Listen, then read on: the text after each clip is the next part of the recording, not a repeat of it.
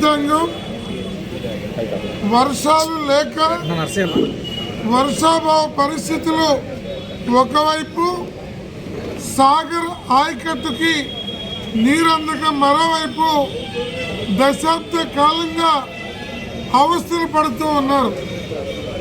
దీనికోసం తలపెట్టిన ఎత్తిపోతల పథకాన్ని జగన్మోహన్ రెడ్డి గారి ప్రభుత్వం పక్కన పెట్టింది.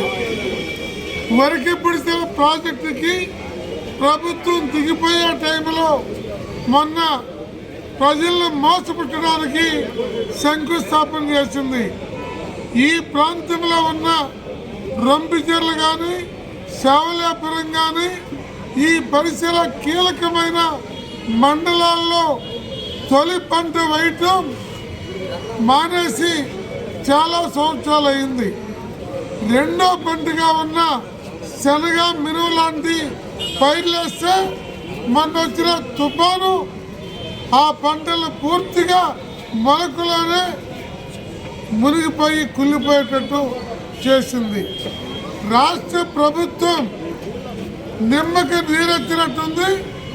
ముఖ్యమంత్రి తుఫాను బాధిత రైతుల పర్యటన అదేదో చంద్రబాబు నాయుడు గారిని చూసి సిపిఐ పార్టీని చూసి రోడ్డు మీదకి వచ్చి మొక్కుబడిగా ఒక క్రికెట్ ఆట చూస్తానికి టెంట్లు వేసుకున్న కూర్చున్న పద్ధతి ఉంది తప్ప అది రైతుల కష్టాలు చూసే పద్ధతిలో లేదు.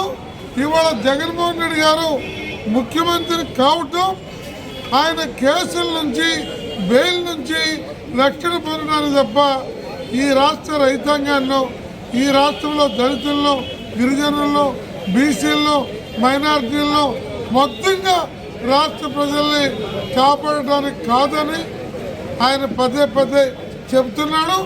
జనానికి కూడా ఇప్పుడు అర్థమైపోయింది. అందువల్ల మేము ఈ అఖిల పక్షాలు సిపిఐ టీడీపీ సిపిఎం అలాగే కాంగ్రెస్ జనసేన ఎంఐఎం ఇతర ప్రజా సంఘాల ఐక్యంగా మేము చెప్పేది మన సాధారణ ధాన్యం పంటలకి ఎకరానికి 40,000 ఇవ్వాలి. అలాగే వాణిజ్య పంటలకి 75,000 ఇవ్వాలి. ఉద్యాన పంటలకి ₹1,00,000 ఇవ్వాలి. ఆ రకంగా ప్రభుత్వం తక్షణ నిర్ణయం తీసుకోకపోతే ఈ రాష్ట్రంలో ఉన్న రైతాంగ ఆగ్రహానికి ఈ ప్రభుత్వం కొట్టుకుపోతుందని కూడా హెచ్చరిస్తున్నాం.